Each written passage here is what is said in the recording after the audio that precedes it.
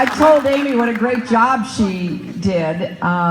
It's not easy to stand up here and talk, and particularly about something so personal and important.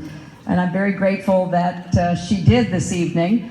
I'm delighted to be here. Bob Dawson, thank you for having us here in the school, that you are the principal. Kelsey, thank you for greeting me as the president of the senior class. That was an amazing rendition of our national anthem. Thank you. There she is, right there. Emma, thank you so much. It's wonderful to be here. This is my first town hall since I became an official candidate today at the Secretary of State's office. And I'm so excited about the next 3 months as I travel around New Hampshire talking in small groups and large, answering your questions, as I will in a few minutes, so that we can really understand what's at stake in this election. Because that's what motivates me. I hear a story like Amy's and it just makes me want to redouble my efforts. Because I'm someone who believes that we can get beyond partisan politics, get out of all the sniping and the arguing, and roll up our sleeves again, get on the same team, the American team, and solve the problems that our country faces. This is not ancient history, because it wasn't easy to avoid it getting even worse, falling into a Great Depression. And I don't think President Obama gets the credit he deserves for making sure that did not happen.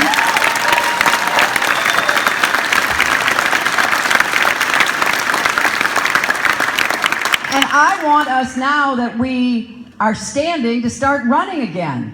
What does that mean? It means we've got to see incomes rising again. It is absolutely unacceptable that we have recovered jobs, but people are not feeling the results. They're not getting ahead and feeling like they can stay ahead. So what I've been doing is proposing a series of economic policies that I would pursue as president. And at the center of them is creating more good jobs and rising incomes. And there are several ways we can go at this. First of all, we need to have more good jobs created by fixing the physical infrastructure of this country that is in bad repair, which gets a failing grade from those who are experts. Our bridges, our roads, our tunnels, our airports, our rail systems. We can put millions of people to work and become more competitive economically. It makes no sense to me that we can't get bipartisan agreement on making the investments that will make us richer and stronger and safer in the future. We can also create millions of new jobs and businesses by combating climate change and making a transition to become the clean energy superpower of the 21st century.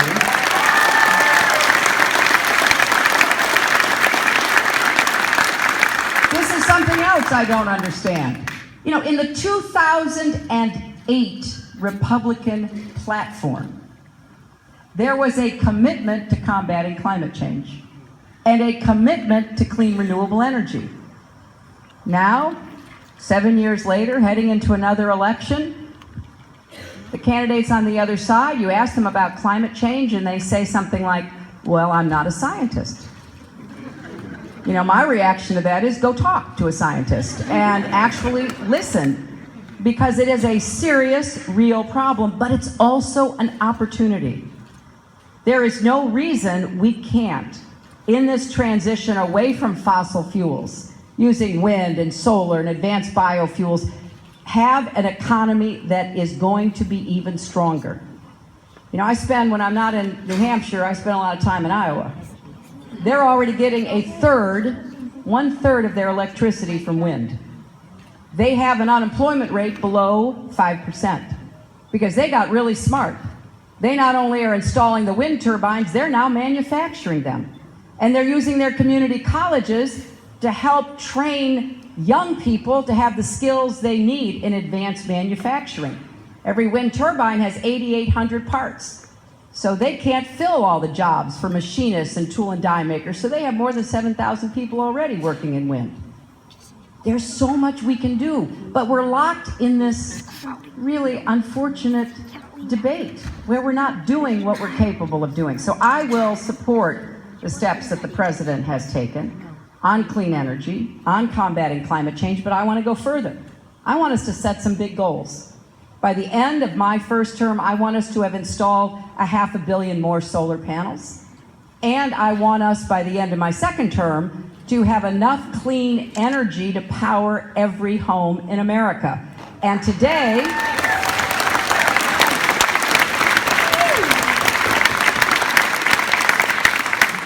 I was honored to receive the endorsement of the League of Conservation Voters. And I was especially pleased because they looked specifically at what I've been proposing. And they also looked at what I did as Secretary of State to move this debate forward. Because somebody's going to be the clean energy superpower of the 21st century. Most of the technology is American invented. We started it, but it's not going to be us unless we are in to win it, and we can be. The third thing I want to do to get incomes rising and more good jobs is I want to be the small business president. I want to make sure that we clear the decks of the obstacles to starting and growing a small business in America today. And right now, we're not doing the way we used to, being top in the world in creating small businesses. Credit hasn't returned in the way that it needs to since the Great Recession. We need to take a hard look at state and local regulations and licensing and try to move through that thicket so more people can get started. The Small Business Administration plays an important role. I remember when I visited Smutty Nose Brewery, and they were telling me about how they pieced together help from the Small Business Administration and other, federal grants and the kinds of things that they needed to expand their facility. So we've got to take small business more seriously. I intend to do that. My dad was a small businessman. I know 60% of the new jobs will come from there. We also need to make sure that the tax code quits favoring the wealthy and we create a more fair, level playing field for the middle class.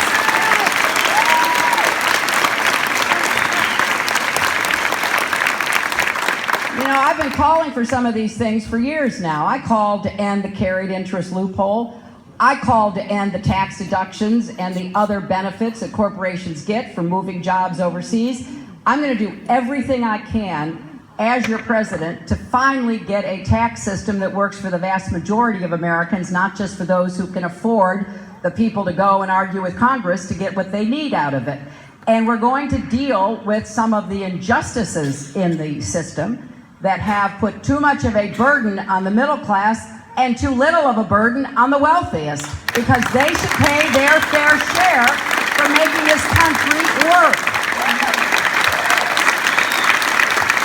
And finally, there's a lot of other things I've been proposing. Those of you who are interested, please go to HillaryClinton.com and I'm going to be rolling out even more of my policies. And I'm paying for everything. I think that's important. It was heartbreaking when my husband left a balanced budget and a surplus, and George W. Bush and the Republicans just blew it up. And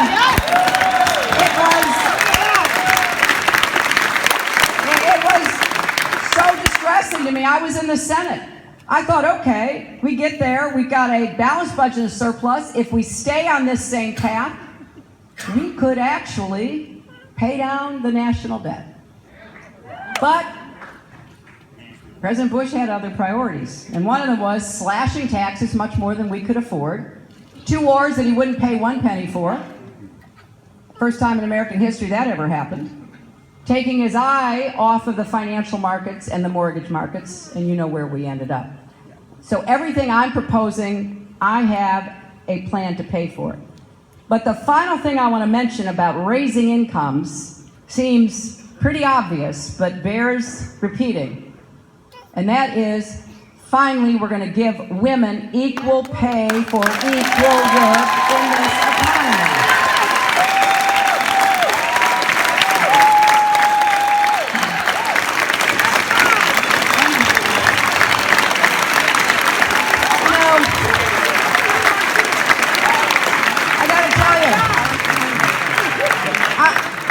I know that sometimes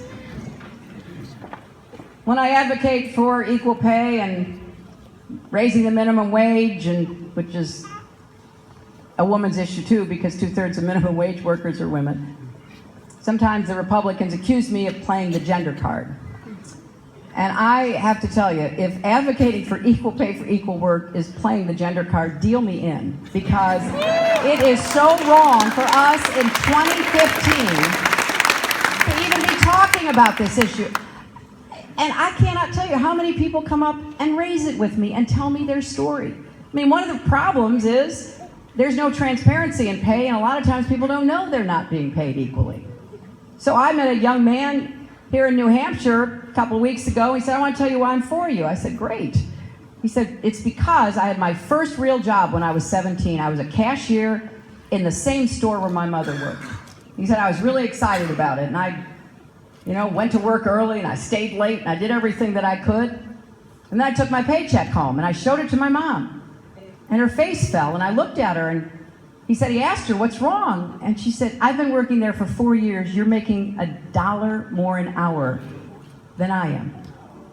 I said, so how was that explained? And he said, well, I talked to the manager, and he said, well, we think a young man like you can go far. Now, there's nothing wrong with having a young man like that go far. But what about a woman who's worked there for 4 years being given a chance to get equal pay for doing the same job as her 17-year-old son was doing? This is wrong. And it will help our economy, because it's not just a woman's issue. It's a family issue. It's an economic issue. We are a 70% consumption economy. And we're not going to recover to the full extent we can until people feel like they can spend money again because their incomes are going up and they have a brighter future ahead. And we need to make sure that we finally incentivize profit sharing the way Market Basket did, so that people who work get rewarded for their contributions to profitability, including the women who work there.